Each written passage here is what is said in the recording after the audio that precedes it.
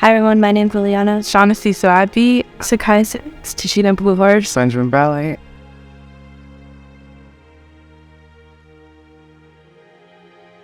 I'd just like to start off by saying almost everyone in the Native communities and on reservations, knows someone close in their family circle or within their friend circle that is either addicted to drugs or has, some sort of substance abuse problem.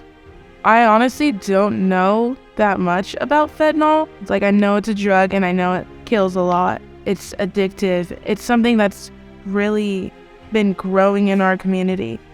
And it's even been getting to our schools. This is not talked about enough, how addictive it can become.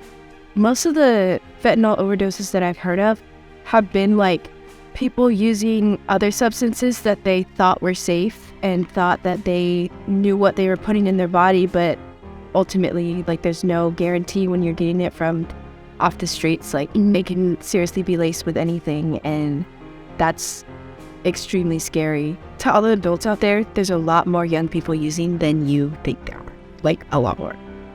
I don't want parents to feel like they shouldn't trust their kids because of that. Just know that it's extremely accessible. I know that there's a lot of usage out and the Native youth, because when you're getting bullied and stuff, well, I don't want to be in this reality. I'm gonna go distract myself from it with this. I feel like as Native youth, we're most likely always the minority, and that puts us at risk even more for bullying and for all this certain stuff and for feeling like we don't belong. And so that's one of the other reasons that I feel like so many of our youth turn to drugs to, again, escape that reality.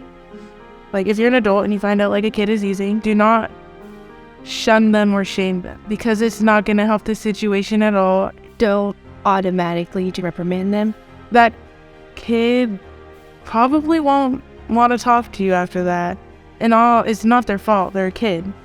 The way that you respond is going to dictate how much they're willing to tell you and how open they're willing to be with you.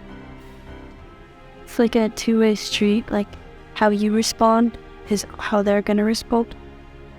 Just try your best to understand where they're coming from. We're growing up in a world that's entirely different from yours.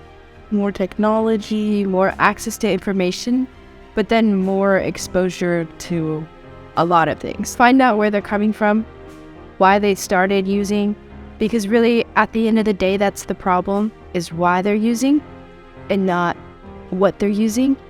Don't get angry.